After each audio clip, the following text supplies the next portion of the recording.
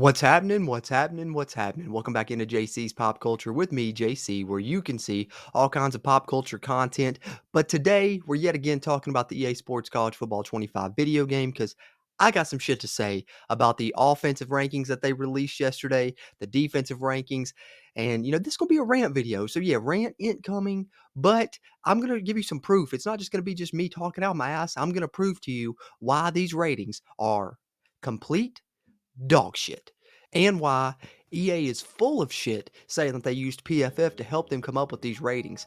They may have talked to PFF, but they sure didn't use any of their numbers, and I'm going to show you why here in just a second. Let's pull up the Campus Huddle article talking about the top defensive and top offensive ratings. I'm going to show you guys those, and then I'm going to rant on the offensive ratings because I got some shit to say about those.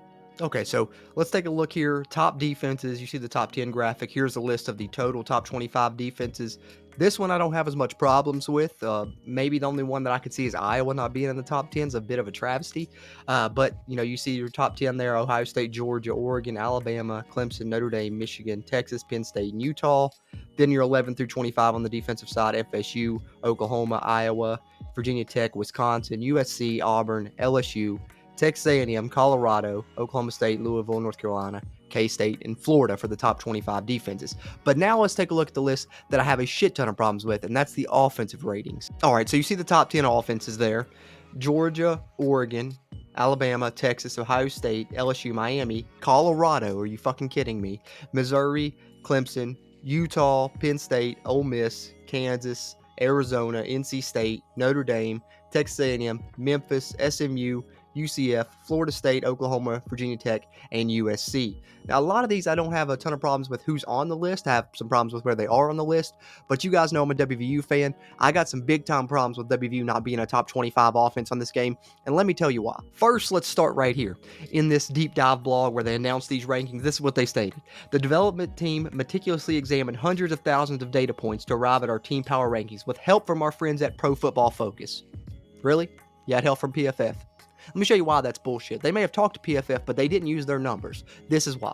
All right, here we go. Highest graded returning quarterbacks in the Big 12. Number 1, not Shedeur Sanders. Garrett Green of WVU, nearly a 91 grade last season. So he's number 1. So PFF clearly didn't use that. I mean, where's West Virginia at if you're using that one? Okay, that's one point. Let's go to another one. Highest graded seasons by a true freshman running back for PFF since 2014. You see Jaheim White last year, 89.1 grade, one of the highest graded seasons for a true freshman running back. Seems like you factored that PFF grade in, didn't you? There, EA. Let's keep going. How about tight ends? You see West Virginia's tight end there, second graded returning tight end in the Big 12. Another PFF number. Let's go with this one. Highest graded returning Big 12 offensive tackles. Guess who's in the top 2 again? WVU.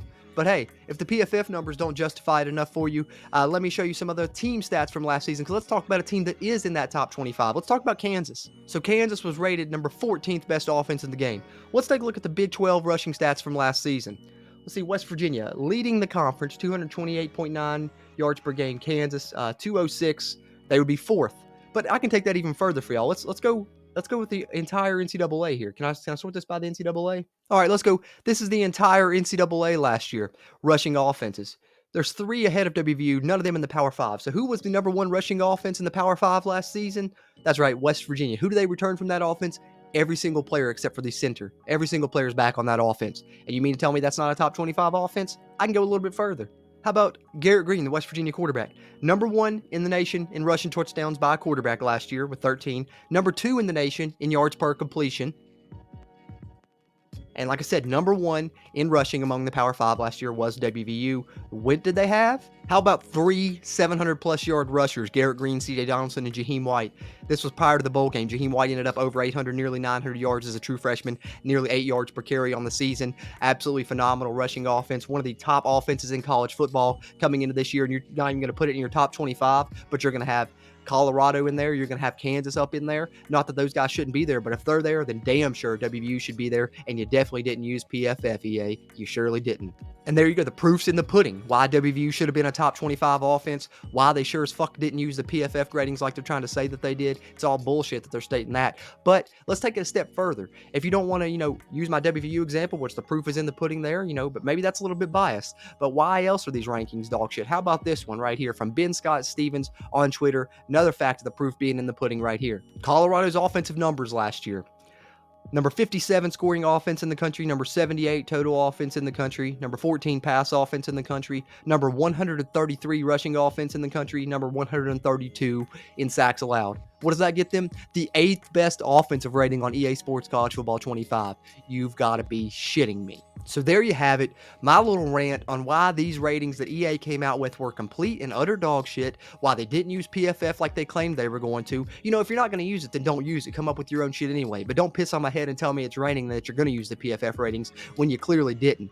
And I think it's bullshit. And this is the one thing that's got me a little bit more upset than the toughest places to play, because I jump into Dynasty, I can change the toughest places to play by winning games. But the one thing we know we can't do is we can't edit ratings of these players. So if you get your game and your guys are properly rated and they're rated shittily, like it seems like WVU may be, we'll have to see when it comes out, when they release the final ratings to see if they are or not. But you can't edit those ratings. You got to wait until the college football season starts. So that's, a month and a half, nearly 2 months that you're going to have to play with those shitty ratings until they start to update them once the college football season starts. So, I wish they would have gone more with PFF and, use that to determine some of these ratings, because whatever they did, it just is not working. I'm sure there's more people that have, cases like mine that I'm complaining here about with WVU. So sound off in the comments with your rant of your team that got left out, or someone that was ranked too high or too low, whether it be on the offensive ratings or the defensive ratings. Let me know your thoughts on some of these. Throw them in the comments. Always appreciate those interactions here on JC's Pop Culture. And if you're a fan of this video game, be sure to subscribe here. Going to be covering all the news in the lead up to the release. And then, of course,